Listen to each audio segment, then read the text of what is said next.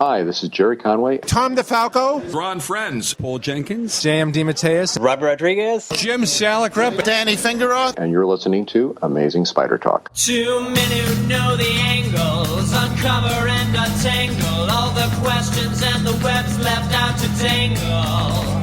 Being 1962, last Wednesday's afternoon, they'll bend your ears with reckless self-abandon.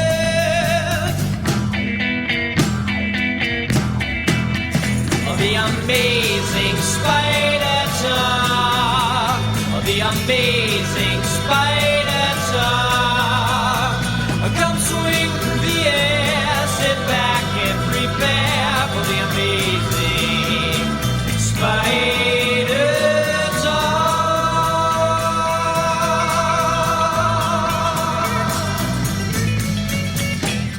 Hello and welcome to the Amazing Spider Talk. My name is Dan Gvozden, and I'm the editor of SuperiorSpiderTalk.com. And I'm Mark Ginocchio, founder of Chasing Amazing and an editor at SuperiorSpiderTalk.com. Thanks, everyone, for joining us for the 19.1th episode of Amazing Spider Talk. We hope you enjoy this podcast and that it provides an intelligent conversation between two fans and collectors as we hope to look at the Spider-Man comic universe in a bit of a bigger picture. Dan, where was your oomph joke?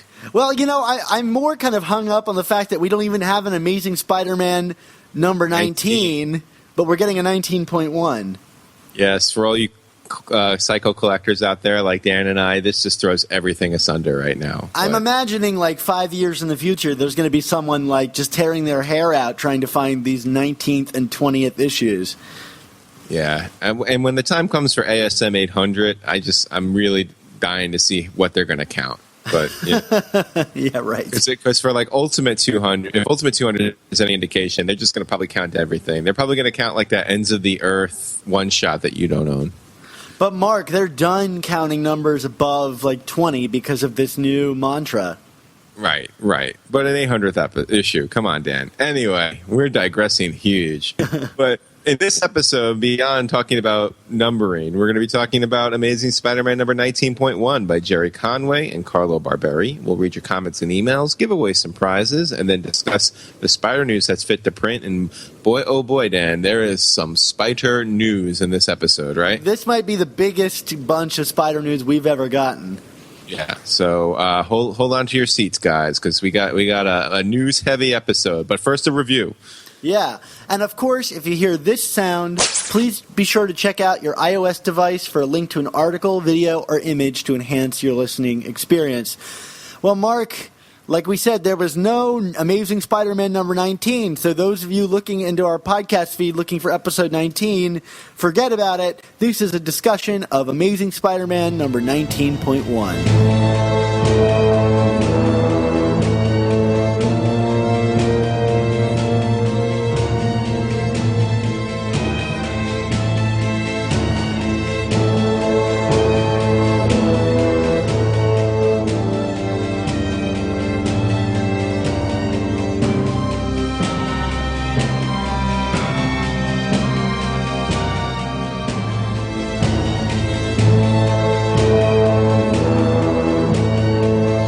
Dan, Amazing Spider-Man number 19.1. You could check out the review on SuperiorSpiderTalk.com. I'm sure that link's about to appear as I say this.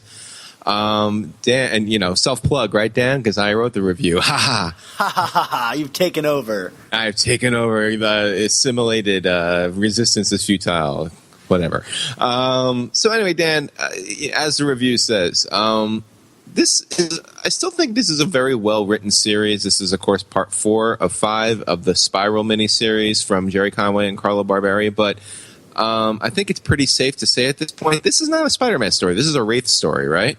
Yeah, I completely agree with you. I think you called her the Wonderful Wraith. Yeah, as I say, let's come up with a superlative or an adjective, and then or maybe the Righteous Wraith. I guess, alliteration versus the actual letter here, right? Yeah, although I don't know, is righteous or wonderful really apply to this character? No, she's definitely very shades of gray, which is kind of, what superheroes are today. I guess it's kind of like if Wolverine became a star of a Spider-Man book. I don't know, but not as quite as dark as Wolverine. But yeah, the Spidey, and it's not that Spidey has been rendered kind of useless or incompetent like he has in some other stories in recent months, which is a little distressing. I mean, when Spidey's on the page, he's great. It's a lot of fun, but this story really channels its focus on the Wraith versus Mr. Negative and how she's letting her tragic past and the tragedy involving her partner kind of define who she is at this stage of her life and kind of destroy her career. It's a really cool story, but this is not the Amazing Spider-Man. Yeah, I mean, I guess the biggest problem with Spider-Man's presence here is that he doesn't really have much of an initiative. Like, he's kind of just reacting to the decisions of others and bouncing around town. There's even a moment where a new scene starts off with Spider-Man and Wraith in this panel together, and she's like, "Oh, you've been following me," and we never even saw him following her.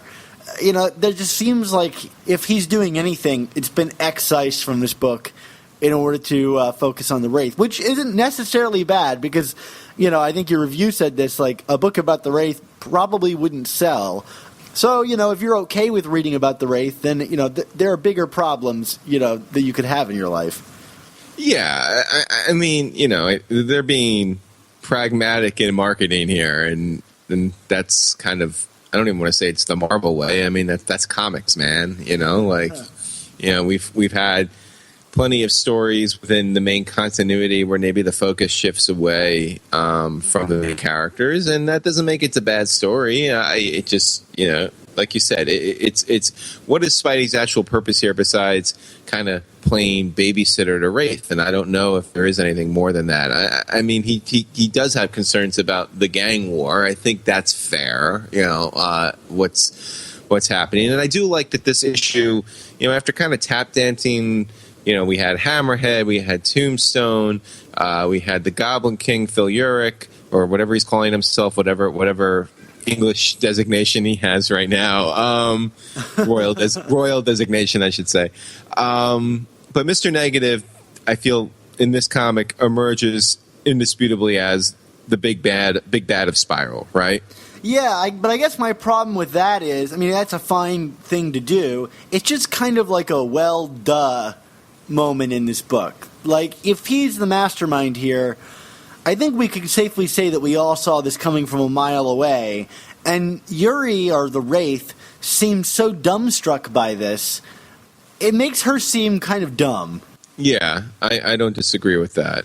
But I guess, in an effort to keep this tied into Spider-Man continuity, I mean, what Conway's script seems to keep kind of coming back to are these parallels between Peter's background and Yuri. And it's funny, Dan, I just recently wrote about Parallel Lives, which was about Peter and Mary Jane as part of the Peter and Mary Jane top story countdown on Superior Spider Talk. And that book was written by Conway, and he's kind of utilizing the same narrative technique here, especially in the beginning. You have Peter kind of reliving these tragic moments in his life and how he let that define who he is. And we're seeing Yuri and the tragedies of her life. And I do think that these parallel scenes are effective because they're a good segue into kind of the present moment of Yuri holding the smoking gun, and you then get the full transition of where Peter is in his life post tragedy versus where Yuri is, and they're very starkly different places. So it's effective, but I did kind of see this before, and I saw it even a little more recently just because I reread a comic from the late 1980s. I don't know what that ultimately means, but I guess this is something that Conway likes to do in his text. Yeah, and I thought this opening was the best part of this comic. Like, it was really wonderfully done, and like we've said about the previous issues, it wraps in the Superior era of Spider-Man well, and again allows us to reflect on that in ways that we wish we had seen elsewhere. But the problem, and I find myself saying this with each issue, is I feel like all these plot points and emotional beats have been hit in previous issues, and no matter how well done they are here, they just I've read this before, and I'm kind of ready for. I think last issue you said you were just waiting for it to kick into the next gear, and I feel like we're still there. We still don't, we still don't have whatever it is that's going to move this to the next level. Even we were expecting that the gun thing would, but then the gun is presented here as another mystery. Did she or didn't she shoot Tombstone? I don't know. Do you think she shot Tombstone, Mark? I really don't know. I mean, they certainly. I'm going to say yes. I think she did. I think so too. I think this story is so much about Yuri. I think that we're going to. Not to speculate too much about what the final chapter is, but I think the story has evolved into this character's life kind of circling the drain. Like she's breaking with all. I don't want to say reality because she's real, but it's the Yuri Watanabe, the police officer, seems to be a character that is no longer going to exist. And it's just the wraith. And she even says as much in this issue. The Yuri is dead. Yeah. And I'm confused by her motivation behind that. In this issue, there's a great scene. And I think, and again, I think a lot of the scenes in isolation are good in this book. But the scene with her and Negative confronting each other, I thought was nice. And he's kind of got an edge on her because he knows her secret identity, which is quite obvious, and kind of like Secret Identity 101. If the guy gives you a tip and then you're the guy that keeps showing up, clearly it's you. Something that Peter Parker has somehow managed to avoid for quite a while. Well, the psychic block. Don't forget the psychic block, Dan. Right. Well, not to get too far ahead here, but we've got Spider-Man as Peter Parker's bodyguard in upcoming books, and I don't know how he's going to avoid people making that connection. But anyway, Yuri proclaims at the end that she's dead, but it kind of calls into question why she went and attacked the ringmaster. I suspected she went and attacked him because she had no other option. Negative was holding it over her. He could out her identity if she didn't go and take out this group of people for him. But then she kind of just gives up her identity anyway after already doing a task for him. I was like, what is Yuri's motives here? Does that make any sense, Mark? No, it does. I mean, I don't disagree with you. I think it's the motives are we need to dramatically turn this character somehow, and it makes sense in the context of the story, but it's not fully fleshed out. I agree with you 100% on that. I will say that my favorite new character in all of Spider-Man comics is Mr. Negative refers to one of his inner demons, and he says, "Oh, inner demon Donald will help you." I just like that there's an inner demon whose name is just Donald. It's like, are you a little upset that he's not inner demon Dan?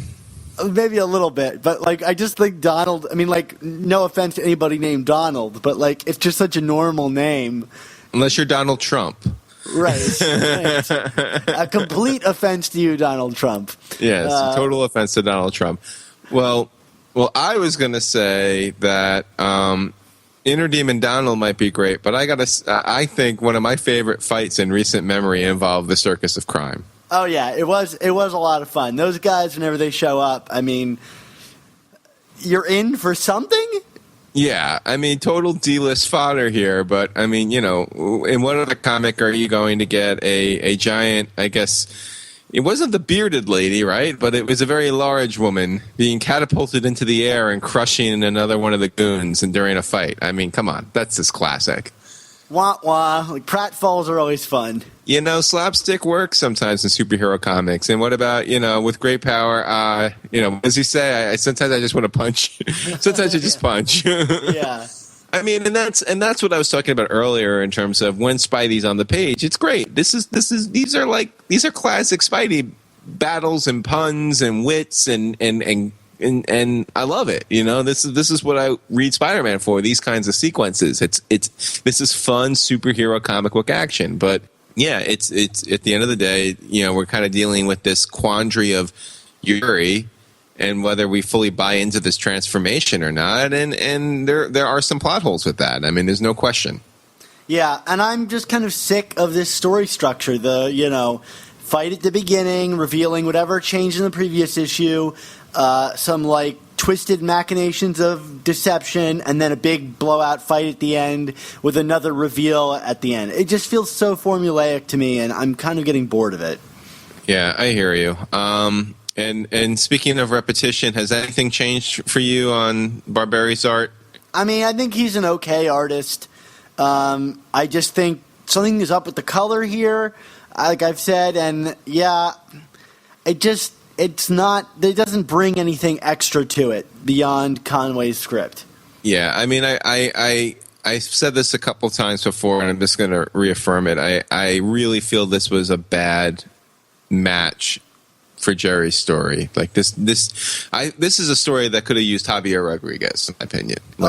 That would be wonderful. And it's not even just because I prefer one style of art to the other, but these kind of gritty street level stories needs kind of, softer, kind of more, I don't know, noirish art. Does that make sense? There's no shadows to this at all. Yeah, I mean, this feels very 90s. Very 90s, except for with a lack of pockets. Yes, not enough pouches. Not enough pouches. Or symbiotes. And Wolverine and Deadpool just haven't randomly showed up. So, I'm waiting for that Deadpool reveal. Yes. Or that Wolverine reveal. Or Punisher. We need Punisher. Where is it's a gang war. Where's the Punisher? It's a great question. Well, I think he's in California or something right now. If not that I'm actually following his new book, but I do think he's not in New York. But okay. You would think Conway, of all people, would bring the Punisher in if he could. I'm just waiting for the Shocker and his, mafia to show up at the end of this and just kick everybody's butt, right? Because he's the head of Silvermane's gang. Yeah, he's the head of Magia now, man. I mean, come on. That would redeem this whole thing for me. I'm not loving this story, but I would love this story if I got some Shocker and the Magia showing up at the end. Kingpin Shocker. Wow. Yeah, wonderful. You want to jump to your grade, Dan? Yeah, sure. I'm going to give this one a C+. That's pretty fair, Dan. I'm going a little notch above you, B-. Like I said, I still like the craftsmanship of this story, but I totally get the criticism. I don't disagree with you in heart, but I'm going to say B+. Yeah, I think Jerry's script is fine, but to get into that upper echelon, I really want some nice art to go along with it. You know what I mean? Both are fine. Fine to good, but it's just not singing for me, Mark. That's totally fair, Dan. I don't necessarily disagree with you. Especially when we got something like Secret Wars #4 this week. Whew. I need a cigarette after that. All right, Dan, let's jump into comments and emails.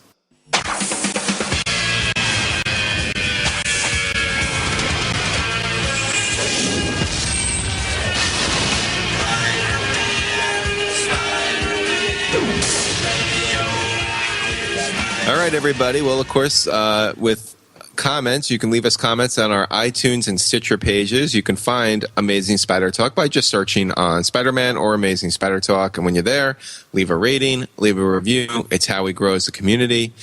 You could also email us at amazingspidertalk@gmail.com. Or tweet at us at @SupSpiderTalk or at ChasingASMblog on Twitter and just hashtag it OK2Print. Dan, before we get into the comments, though, it sounds like you're going to be in a pretty big comic book mecca-y kind of place in a couple days, right? Yeah, next week I'm going to be at San Diego Comic-Con, I think at least on Friday and Saturday. I'm working on getting some other things lined up to maybe stay longer, but I'll be there on Friday and Saturday, anybody who's attending San Diego Comic-Con. But even better is on Friday night, I'm hosting a meetup for all the fans of the show and website that want to come and meet me and hang out and talk Spider-Man or comics or really anything. I'd love to hear about your stories about San Diego and just meet up with you guys, anyone from the community. So that's going to be Friday night at 8 o'clock at this bar called The Bootlegger, which is right near the convention center. If you go on the Superior Spider Talk Facebook page, you can find all the details there about the event and RSVP to come. I really can't wait to meet all you people out there, and hope that we can catch up and find out more about who you are. That's The Bootlegger, Friday night at 8 after the convention. I'd love to meet you all there. Let me know that you're coming so that I know to wait around and meet up with you guys. Well, I'm jealous, Dan. I'll be firmly entrenched in the East Coast, but I hope you have a great time and get to meet some people, talk to some people, be immersed in comics. You're not going to have to buy anything since you're all collected up. So there's no going to a con and escaping with not buying something. That's true. That's just very not possible. true. I might have this freak a brain problem that makes me want to collect every issue of Spectacular Spider-Man next or something. No, they'll get crazy now, Yeah, who knows? But I'm going to be on the show floor a lot, so keep your eyes out. And if you want to meet up at the actual convention, let me know too. But I'm definitely going to be at the Bootlegger, so come on by. All right, Dan. Well, here is our first comment on iTunes. It's from, and I'm not even going to attempt to pronounce this phonetically. It's UNE Jakey, Jakey. Titled Best Spider-Man Podcast Ever, 5 out of 5. As a Spider-Man fan since the early 90s, it's nice to finally find a podcast that covers recent Spider-Man issues along with those classic reviews. Keep up the great work, boys. Thanks. Our next review comes from, this is like LF Hayes Jr.? That's probably way wrong. But this person says, great show, 5 out of 5. This is a great podcast for any Spider-Man fan. They have review shows, interviews, and my favorite, The Essentials Show. I enjoy them all. I'm glad to hear. I was going to say, I'm glad to hear that's somebody's favorite, Dan. Yeah, I love doing The Essentials, so I'm glad you guys are enjoying them too.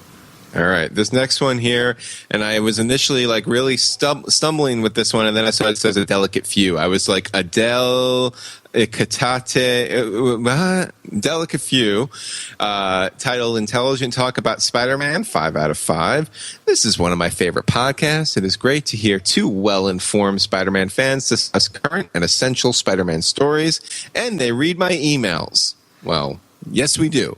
That's from Brian, if I remember correctly. Oh, okay, I see. I'm sorry. We also got an excellent email from Hamza Jaka, but we're going to read it in a future episode because, as many of you may know, we have a lot of news to cover today, and we want to just get to that. And this email was great, and I want to give it the amount of time it deserves, but we just got way too much to cover on this episode, so we'll definitely be getting to it in the future. So hold on if you wrote in. I'm sorry we're not reading it now, but we're going to just move on to the next thing. So, everybody, thank you for leaving us some comments, but we're going to talk about the Friendly Neighborhood Spider Talk Members Club. Stand a little straighter, walk a little prouder, be an innovator, laugh a little louder, stroke a refrigerator, we can show you how to, and when will you be then? You belong to the Merry Marvel Marching Society. March along to the song of the Merry Marvel Marching Society. If you groan with the dour, sour outlook, if you howl, if you moan, you can lose your sauerkraut, but keeping trim and in step with the vim and outstep of the Merry Marvel Marching Society. It's funny, Dan. We're short on time because we got a lot of news to report, and yet I got to go through this slog, which is now is the time of the show where we thank all the wonderful people who have decided to donate some of their hard-earned money to the show and have opted to join the Friendly Neighborhood Spider Talk Members Club. This week we have no new members to the club, which means Flash Thompson does not get the recovery he needs. Yes, help support the Flash Thompson Fund.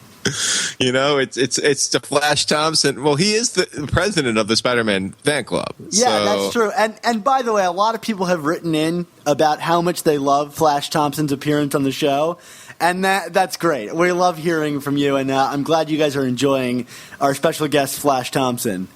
Once he gets out of his current, lack of sobriety, I'll make sure I'll pass that message on to him. I'm sure he would love to hear that. Of course, if you guys are already members, please be sure to check your emails for your free comics. And if you'd like to become a member of the Friendly Neighborhood Spider Talk Members Club, maybe I should have shortened that name for this episode since we're trying to move through this quickly.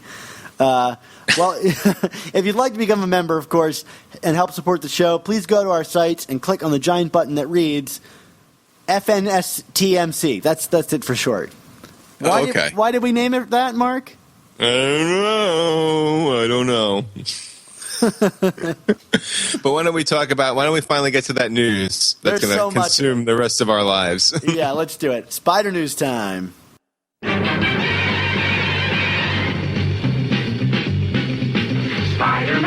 Spider-Man does whatever a spider can.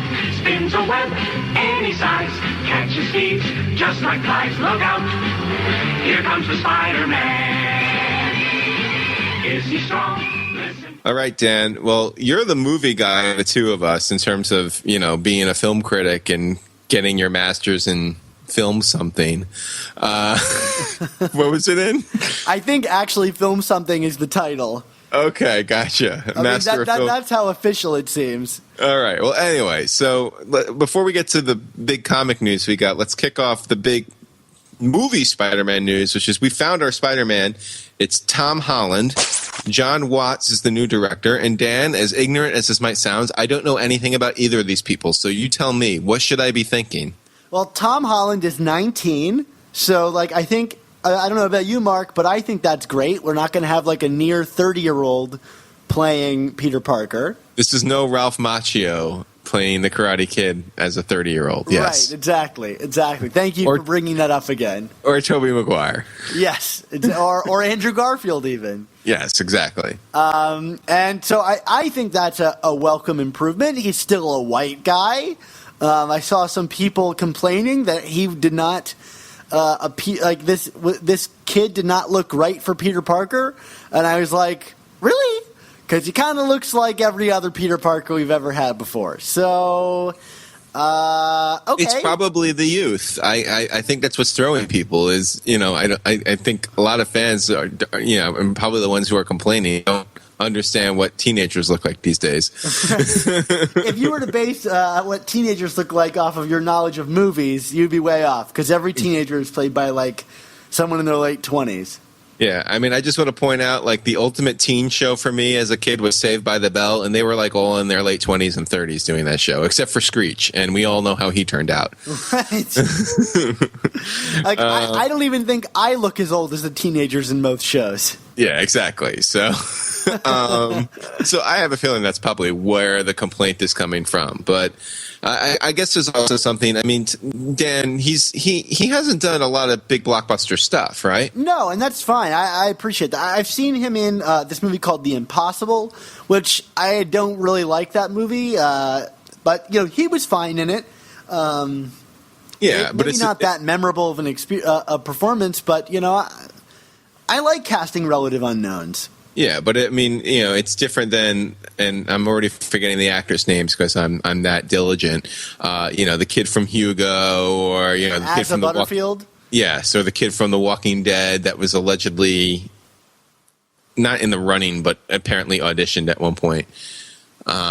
So those seem to be actors that people recognize from projects, and they probably don't recognize Tom Holland. But I have an open mind. I don't know. There definitely seemed to be an uproar. There was one contingent of fans, as you mentioned, that were upset that they went with the traditional white male. But then, like you also pointed out, there seemed to be people who wanted a white male, who dug their heels in about that. But even that's too radical. We're still unhappy with this. So yeah. I don't know really how you can make that judgment until you see how he performs in the role. But whatever. I think it's pretty cool. Now, what about John Watts? Again, I don't know a lot of his work. Yeah, I have not seen any of his work either. Although he had a film at Sundance this past year called Cop Car that I actually saw the trailer for a couple of months ago when it first debuted, and I thought, oh, this looks like a really great time. And what I think is interesting about this director, is that his films so far have been kind of like horror thrillers. And so that would make this, not the first time that we've had a horror director taking on the Spider-Man directing role. Yeah. People would know that Sam Raimi is a very famous and one of the best, I think, horror directors there is. But this Cop Car movie got pretty good reviews. Not the best reviews, but all the reviews mentioned that he has a very unique eye and style, and the main characters in the movie are children, which means he could be good at directing child actors. We'll see when that movie comes out. But, reportedly Kevin Feige really pushed for this guy to be the new director, which to me is great because you had, James Gunn, who did Guardians of the Galaxy, and I think knocked it out of the park. This, typically indie director right. taking on that role. Maybe John Watts, they saw a very distinct voice in him and said, this is our guy to do this. And reports have kind of said that this is going to be The Breakfast Club, right? John Hughes, right? Yeah, and I think that's a great fit for this material if they do it, kind of back in like the Romita stylings. That's very Breakfast Clubby to me. So actually, I was thinking Bendis and Ultimate. I mean, I think if you're trying to read up for this movie, you definitely should be reading up on your Ultimate. Yeah, That's my theory. Yeah, and Feige has said a lot of really great things. He came out and said, Spider-Man 2 is one of the best superhero movies of all time, and we're aiming for that, and that's good to hear. Yeah. And also that we're going to see a villain that we've never seen before, which to me is great. Like, I am ready to move past the goblins. Yeah, I mean, I know how important Osborn is to the Spider-Man mythos, but you know what? Like, Osborn wasn't even introduced until many issues into the series, and I actually here I'm throwing my prediction hat in the ring. I'm saying Vulture. I think we're going to get that Vulture movie that Raimi never got to do. And I think, especially since the youthfulness is going to be such a critical element of this comic, that playing off of a older villain will kind of really sell that. I think that's a really great idea. Personally, I would love to see Mysterio. Oh yeah, that would be great too. Just because I'd love to see a fishbowl head on screen. And I'd love to see a Kraven the Hunter. I'd love it if they did it how it's done in Ultimate, where he's a reality show host. Yeah. I think that could be really cool. But, yeah, I mean, those are the big ones, I think, that we haven't seen yet. I don't think Chameleon could stand on his own for a whole movie. No, I think it would become too much of a spy caper movie, which is not what this is. Yeah, I can see any of those. I don't know.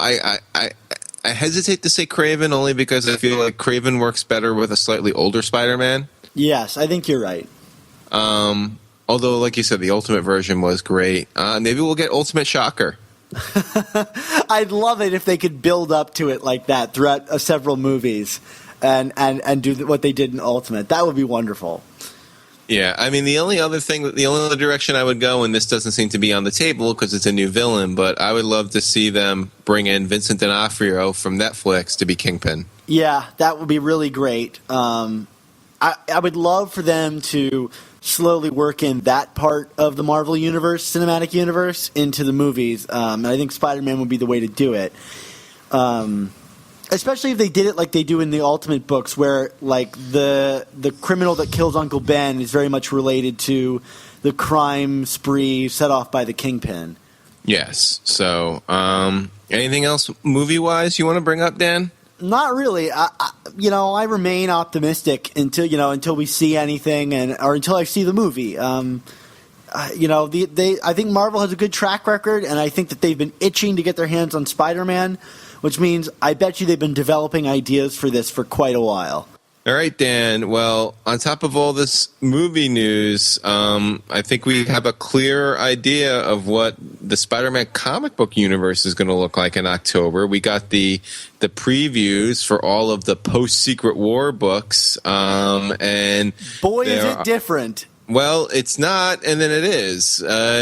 Some things are very different. Some things are very much the same. I think, to start with the same, after kind of some hinting that maybe it would be otherwise, the Dan Slott era continues on Amazing Spider-Man. Looks like that, with that series, he's going to be paired off with Giuseppe Camuncoli, but the status quo seems very different. Yes, very different, Mark. Yes. It's Spidey is going to be, I guess Peter is going to continue with Parker Industries, which I guess didn't end like we thought it did.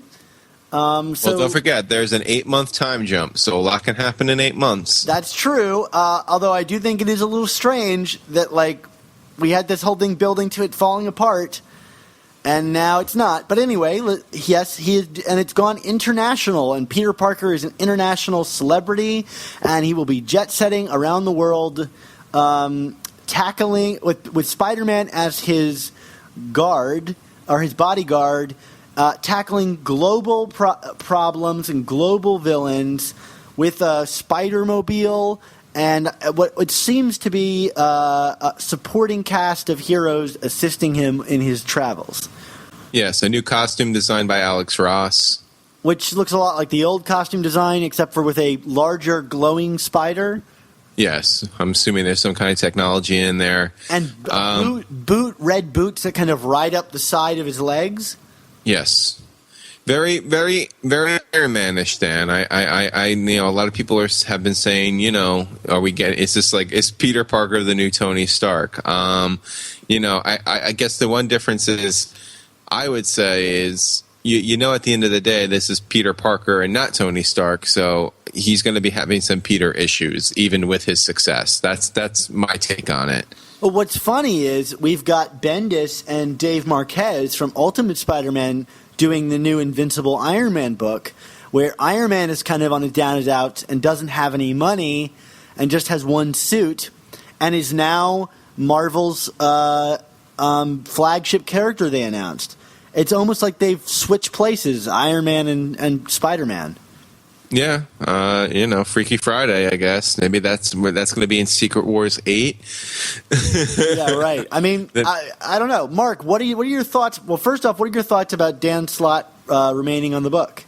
Well, I mean, I'm not ecstatic. I have said for a while that I feel that it's time for a change of voice, and we saw this in other corners of the Marvel universe, like Bendis writing Iron Man, and there seems to be a big shakeup over in the X books, and but after all the shaking up, there's also a lot that has remained untouched. It's like we got Bendis is still doing Guardians of the Galaxy, even though the roster is a little different, and of the Spider books.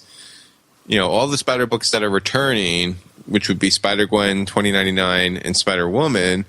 And Silk. And Silk. Thank you. I forget Silk. And Miles. Even Miles, although we'll get to those circumstances in a second. I mean, these are all the creators that have been associated with these characters before Secret Wars. So the Spider book, I don't know if this is Nick Lowe not wanting to shake up his team because he's new himself. Maybe it's a comfort thing. But, I think it might also be a sales thing. Yeah. Amazing Spider-Man has been selling better than pretty much every book. And if there's one thing I think that can survive Secret Wars, it's creators that can sell books. Yeah. But, even some of the books that maybe started out strong that kind of faded a little bit, like 2099 and Spider-Woman. Not that I wanted to see those creative teams get disrupted, but it's exactly the same, Dan. There's no change up here. There's this, always talk about we're going to get some new creators into the mix. This wasn't just us talking. I mean, this was Axel Alonso talking about this weeks ago. That at least in terms of the spider nook is not happening.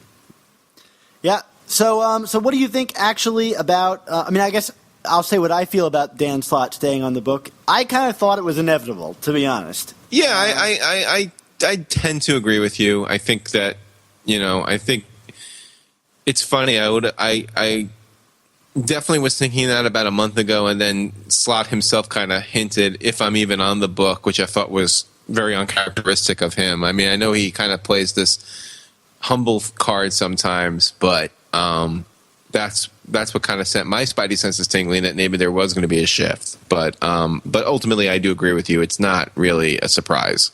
Yeah, and for me, like one of the linchpin reasons why I thought he would remain is my interaction with James Robinson at WonderCon, where he said that Dan Slott had a stranglehold on Amazing Spider-Man, and there seemed to be some resentment there. At least I picked up on that, and he wanted to possibly write the book.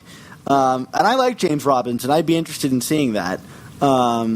But here we are again, and we have to both admit, Amazing Spider-Man 18 was a really strange conclusion to the book if it was his end of his run. Yeah, agreed. So. And at this point, I think he's only 3 issues away from surpassing Stan Lee. Yeah. and I mean, the most is Bendis. I don't think anyone is touching Bendis in terms of writing Spider-Man. But, I see. I said this a while ago, and not necessarily because I want it, but I see Slott having a Claremontian run. Claremont was on X-Men for over a decade, and I can see that happening at this point with Slott. Yeah. So we didn't get a change creatively, but like we said earlier, I think that this status quo change is very dramatic. It's very dramatic. So let's talk about that. Early thoughts on that. What were your initial reactions? Let me ask you. It's funny. I feel like my ultimate opinion has kind of evolved. When I first saw it, I was kind of like very WTF about it. Like, what is this? This just seems so strange. And as it had time to maturate and, more information came out and Slott gave an interview with MTV Geek and, kind of provided a little more context. I'm cautiously optimistic because I think this is an idea that it might actually play into Slott's wheelhouse as a writer. Because, I mean, and I know Spider-Verse certainly is not a traditional Spider-Man story, but I feel like Slott struggles the most when he's trying to write, like, traditional Peter Parker / Spider-Man. I feel like I agree with you. I feel he gets boxed in, and I feel like some of the best work he's done, like Superior, for example, and even like the opening kind of salvo of Big Time, where he was kind of changing his ways. I mean, this actually sounds kind of similar to Big Time, except it's bigger. It's a bigger time. I don't know. Let's pitch that name to them. Yeah, but I mean, I think that was some of Dan's best work as a writer, and I think it's because he's really different and kind of out there, and he wasn't kind of pigeonholed and trying to honor the books of yesteryear. And I know that's kind of like counterintuitive. It's like, so wait, he can't write the traditional characters, so the only way it's going to be good is if he does something crazy and outlandish. And I get it, but you know what? Like, there's one constant in comic books, and it's change. At least in today's comic books. I mean, you can sit on your Roger Stern run from the '80s, and I love that Roger Stern run, like anybody's business, and say, look how it honored the tradition and the character and the roots, and he gets it, and blah blah blah blah. But the fact of the matter is, that's not what comics are anymore. It's just not. Well, I also think another constant in comics is things will always go back. Yeah. Like, Peter will not be, and at least I hope so, will not, unless I love this, which I don't know that I'm going to do that, but he'll go back to being the down on his luck, but hopeful and resilient Peter Parker that we love, Right. Well, I mean, the one caveat to that, Dan, is, and not to kind of jump in line here, but with Miles now being 616, it sounds like Miles is going to the book. It's just Spider-Man, adjectiveless. I don't know if they're going to consider it Spider-Man Volume 3, but by the Bendis and Sarah Pichelli book, I mean, it sounds like they want Miles to kind of be the teenage struggles with the everyman problems that Peter used to be. And Peter's going to kind of serve as a mentor to Miles in this series. And, it does make me wonder if this is kind of Marvel's way to transition away from... I'm not going to get caught up in this whole thing of Miles being the main Spider-Man. Peter is Peter and Miles is Miles. And the people who are getting caught up in this minutia, I think, are really wasting their energy with it. But I do think that Miles is going to kind of fill the void of that kind of struggling, everyman, youthful superhero that Peter once occupied. Well, not to mention that he's going to be fighting all of Peter's old rogues gallery. Yes. So, color me really excited for that book, because I think that obviously I really enjoy Bendis' stuff, but Pichelli's artwork is stunning. Yeah, I agree. But yeah, so I mean, yes, I do ultimately agree that Peter is not going to be this character forever, but I think Peter, the struggling down on his luck ways, are going to manifest itself a little bit differently going forward than how they used to. Yeah, I agree. And again, when I first saw this, I just saw the image and I was like, what am I looking at here? Yeah, I know you joked about the new costume being much like the old one with the the light up spider, but it's very different. It's very dramatic to me. I was very caught off guard. I almost thought it was fake. Yeah, I did too, and I almost didn't report it on my website because there was the image of Spider-Woman, which we'll get to, and I was like, this has to be fake. Just because it looked like a weirdly photoshopped image, and even the font on the covers of these books, the things labeling them, looked like something that someone kind of whipped up in a Photoshop, just for a goof. But there's no faking Alex Ross artwork, Yeah. But then I also thought, would Marvel try to get one over? Because the first place to report this was Bleeding Cool, which Dan Slott has a very contentious relationship with, and I almost wonder if he would have shelled out several $100s of his own money just to screw with them. Yeah. I had that thought. I was like, I don't know if they have this much time in their lives to just pull that many because some of these things seemed really legit, Yeah. But when I first saw this, I was like, this has to be a joke. Here is a cover of a comic with a Spider-Mobile that's not a joke.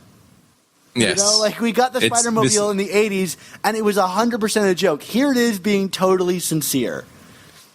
This is not Peter parked car, as Slott wanted. Let's talk. You want to talk about some of these other books? Just quick. I mean, we'll go through the kind of the less dramatic ones quickly, and then we'll talk about some of the big shifts here. Okay. So Spider-Mobile. I want to round out my feelings about this. I've come around on it. Okay. I'm sorry. I don't mean to cut you off. Yeah, it's fine. We've been talking about this for a while, but I've come around on it. And you know what? I am always critical of people that prejudge things. I'm not prejudging this. Wow me, Dan Slott. I'm really waiting to be wowed. But I also think it's kind of an obvious change. I know that we're saying this sounds crazy, but for the geek genius superhero, this seems like the obvious place that it would go at some point. Does that make any sense? I do. I think so. And I think that the more interesting changes to the character have gone less obvious routes along the lines of Straczynski's making him a teacher, It's the same, but it's really emotionally different. Right. I mean, just for me, just to kind of be more definitive, I mean, I'm intrigued only because I think with kind of the locale and the technology, this can be kind of a very high concept sci-fi, kind of wacky, kooky book that would play into what Dan Slott has done best. It sounds like, I hate to say it, but it sounds like Peter is becoming the superior Spider-Man. Yeah, that's the other interesting thing is like what separates this from Doc Ock, that he's not an insufferable a-hole, I think. But, I don't know. Look at the cover of this book. He's got women draped off his arms. I don't know. He looks really like cocky to me on that cover. We'll find out, Dan. We'll find out. And it's so funny for me to be critical of this because, Mark, I remember we had a conversation before about if we could come up with one plot for Spider-Man that we hadn't seen before that we would love to write. And I always said, I'd love to see him leave New York City. Yep. And I guess I'm getting what I wanted. This is your story, Dan. This is your life. So just super quick, okay, we talked about the Bendis Pichelli Spider-Man, Spider-Gwen. It sounds like we're going to get a little more of the Peter-Gwen origins with Jason Latour and Robbie Rodriguez. Spider-Man 2099, it's Peter David and Will Sliney, and it sounds like this is going to be back into the future, right? With new costume. New costume. Okay, excited. So Silk again, Robbie Thompson, Stacey lead, but the tagline is the Sinister Silk. So is there going to be a heel turn? I don't know. I mean, it seems kind of soon to be going that route with the character. So yeah, she's like the most like sweet character they have right now. I don't know. Yeah, it almost makes me curious if this was the plan originally because that first cover of Silk #1, she already looks evil. Right? Am I wrong about that? She looks evil on the cover. Yeah, she does. I'm kind of sticking with that book through by Green and bearing it. We'll see how that goes. Spider-Woman. So this is interesting, Dan. So Dennis Hopeless, Javier Rodriguez. Yay! I love the work they've been doing. Jessica Drew, 8 months pregnant. That just what do you think? I mean, the tagline is what? Parent by day, hero by night. I'm wondering if in like the first arc she's going to give birth to this child. Yeah, I can't see someone with who's pregnant, like that pregnant with that vulnerable, going around at night and punching people. I can't picture that image in my head. Yeah, this seems very strange to me, Dan, and I'm not trying to sound chauvinistic or anti-pregnant. I don't know. This just seems very strange to me, and I do worry about this becoming jokey where it shouldn't be. You know what I mean?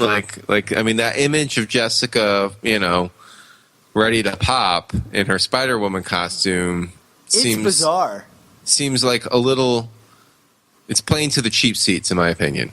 It's really bizarre, and like the way her spine is curved is very strange. I saw that image and I was like, "Is this real?" I want to give them the benefit of the doubt because I love Spider-Woman. But this they're tap dancing on a line here. I think that's I do want to put that out there. Yeah, we'll see what it is. I think you said to me when you found out about this is maybe she has a Skrull baby. Yeah, I was like, is this like leftover from Secret Invasion or something? I mean, who knows? Who is the father? That's the question. Like, is Ben Urich the father? Oh, or Porcupine? Yeah, I don't know. Or who else is on the team here? I don't know, but very strange, very strange. That was the biggest what moment I got out of all this, even more than the Amazing Spider-Man change. Yes. Some other Spider books. I hope you're saving your allowance, Dan, because there's a lot of them if you're going to read them all. So we have Venom Space Knight by Robbie Thompson from Silk and then Ariel Olivetti. And it's basically going to be Agent Flash in space. This could be fun, right?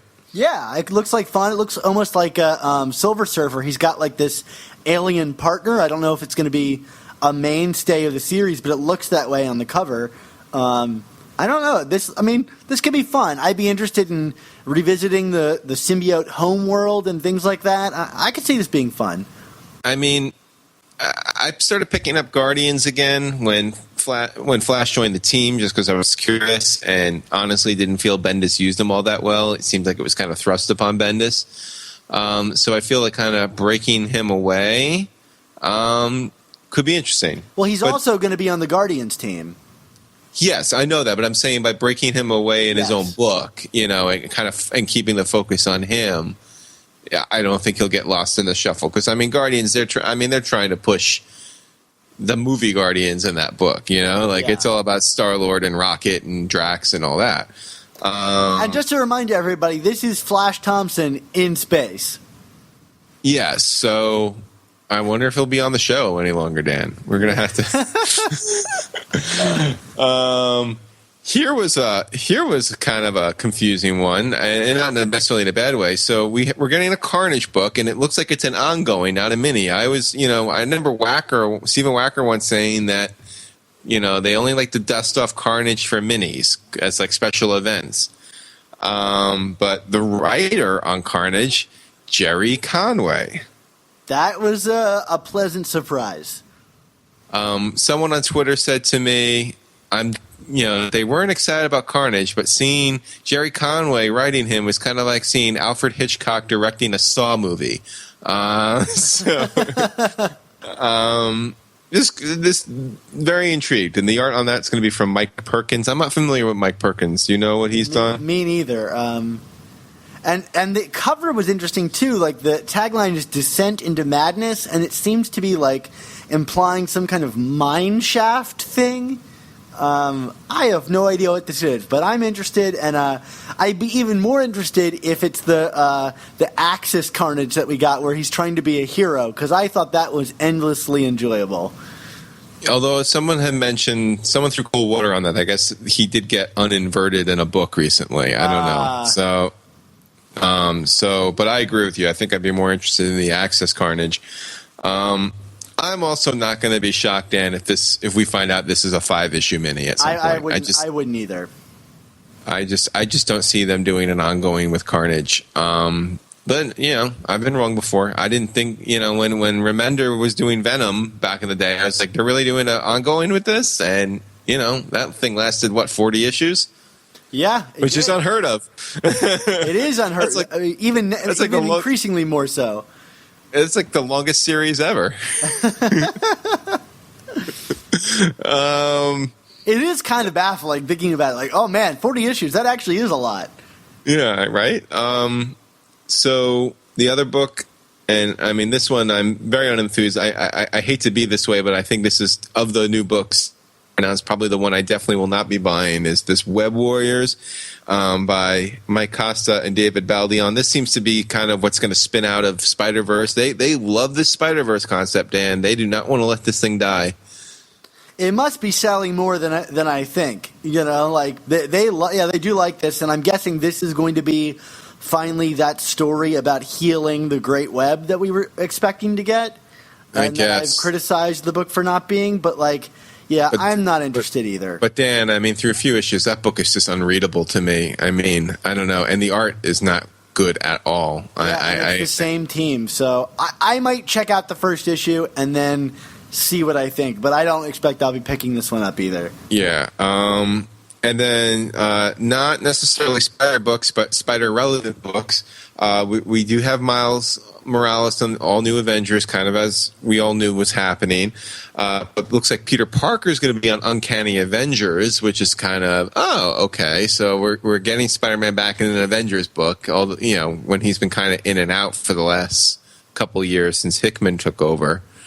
And then, interesting, not related to Spider-Man books at all, but related to a Spider-Man creator, Humberto Ramos has been announced as the artist on Extraordinary X-Men, which would lead me to believe that Ramos is not part of the Spider-Man art team anymore. What are your thoughts on this, Dan? I know you love Ramos. I do, and it's sad to see him go, but I'm also ready for some new art talents on the book. Although I do think, given the concept of this new book, that Ramos would be a really great guy to draw it. Yeah. Especially considering his, I don't know if you remember this issue, the .1 Venom issue. I thought was really fun, drawn by Ramos, and I could see this book kind of operating in that territory. But yeah, I guess this is like, it's a sad goodbye if this is what it is. But on that same level, we didn't talk about Kaman coming back on Amazing Spider-Man, and while I'm a fan of his work, I would at least I would really like to see some new art talent on Amazing Spider-Man. You see, like, I'm not ready to give up the ghost with Camo yet because I feel like he's really grown tremendously, and I feel like he deserves a shot as being the guy on Spider-Man.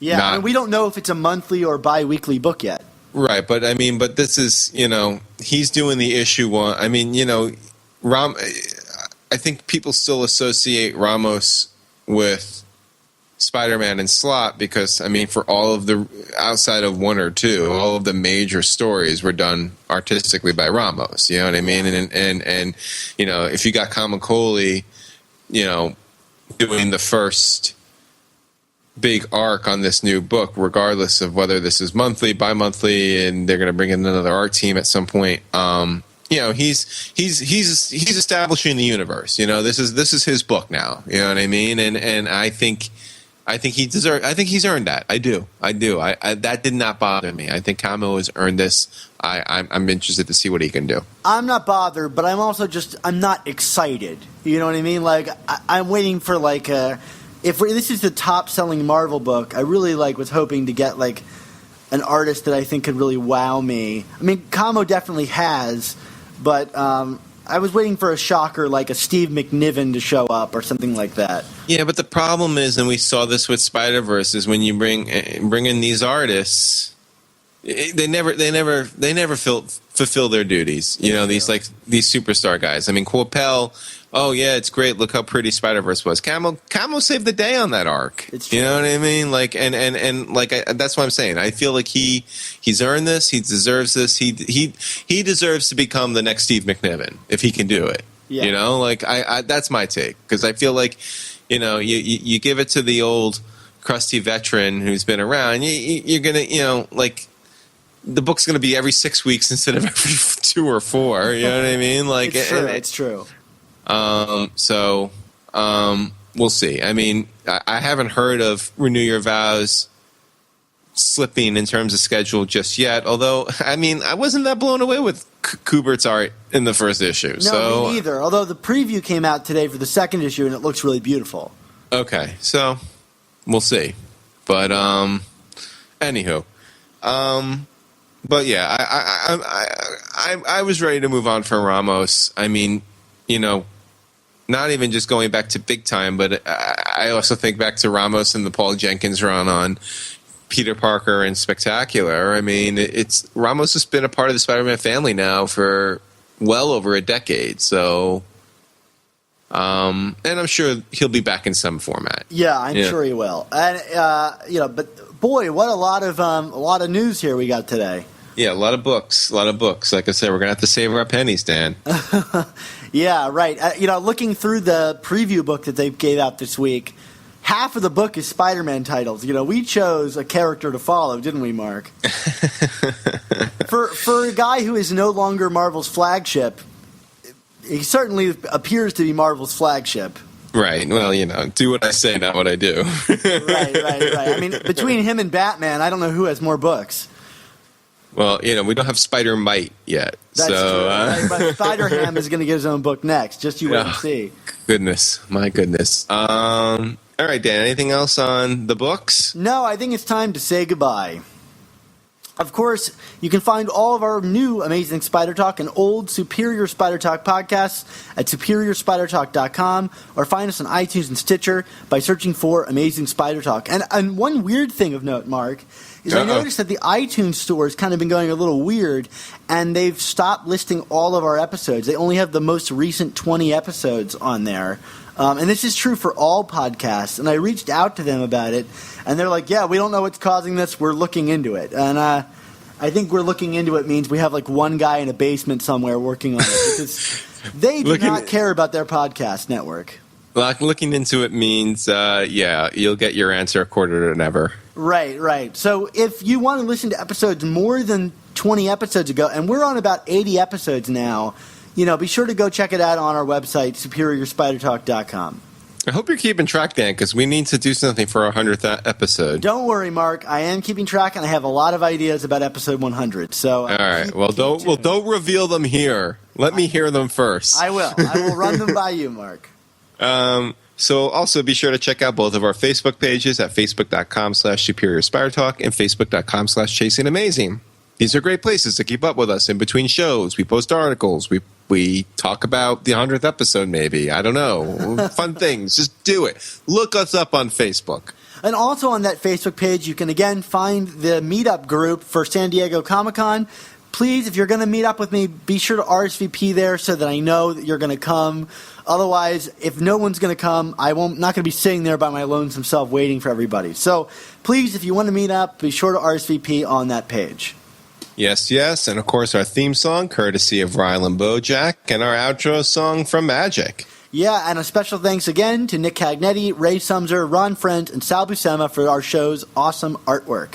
Mark, where can we find you on the internet this week? Well, of course, you can find the ongoing countdown of the greatest Peter Parker Mary Jane stories on SuperiorSpiderTalk.com, along with my Clone Saga callback feature, which has resumed. We talk about some hologrammed great issues involving characters that we really don't care about.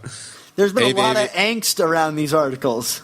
Yeah, we're getting to that point in the Clone Saga where I'm like, can I take it to Revelations, or do I stop at the Ben Peter switchover? We'll have to discuss that off air, Dan. I'm in your corner, Mark, just spraying you with water. You can do it, Rocky. Yeah, right? I don't know. We'll see. And, of course, you can find me on Twitter at ChasingASMblog. Can't really think of anywhere else to find me right now. I'm not writing in a lot of places anymore, Dan. I think I'm putting all my energy into making Superior Spider Talk as good as it can be. So I hope it's been awesome. Okay, I hope it has been. I hope it has been for you. Otherwise, what am I doing? What a great stress off my back. Oh, no. But Dan, where can we find you? You can find me manning our Twitter feed, which is at SupSpiderTalk, or on my personal account at Dan Gvozden. I'm writing a bunch of movie reviews, which you can read at grindmyreels.com. And I got a bunch of other things I'm going to be announcing pretty soon that I've been working on, so keep tuned, here, and you'll hear about a lot of other projects that I've got going on. But those are the good places to find me for now.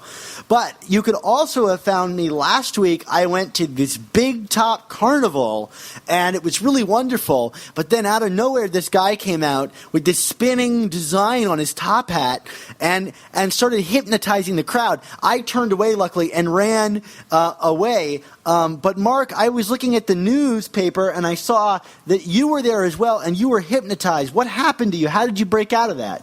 Well, yeah, I was hypnotized, and I was about ready to give this guy a bunch of money. He almost had me give him my issue 1, Dan. Oh my goodness! Can you believe it? I don't know why he was bringing it to me to a circus, but I had it, and I was gonna no longer own every issue of Amazing Spider-Man. Then you really would have had something to hold over me. Oh, I already do have something to hold over you, Mark, because you don't have all the annuals. Right. Well, besides that. So anyway, I'm being hypnotized, and all of a sudden, this guy in a yellow costume jumps out and whacks this hypnotizer out, and I'm like, I come to, and I'm like, is that Silver Age Daredevil in a yellow costume? What's he doing in the yellow? And then he took the mask off, and it was my Uncle Ben. Oh my goodness! You know what? I had heard that he likes to go out at night dressed as the Silver Age Daredevil. I know, it's the craziest thing. I'm like, what's next? Are you going to look like Golden Age Flash? I mean, what's going on here? Well, I always tell him it's weird because no one's going to recognize him because now everybody thinks Daredevil has a black costume.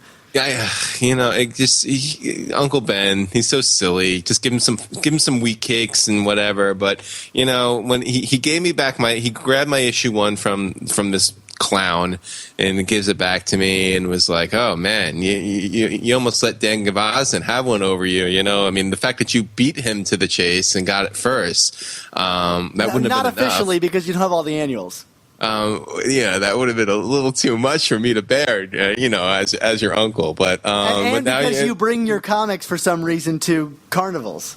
Well, he did say to me, keep your comics at home because remember, with great podcasts, there must also come amazing Spider Talk.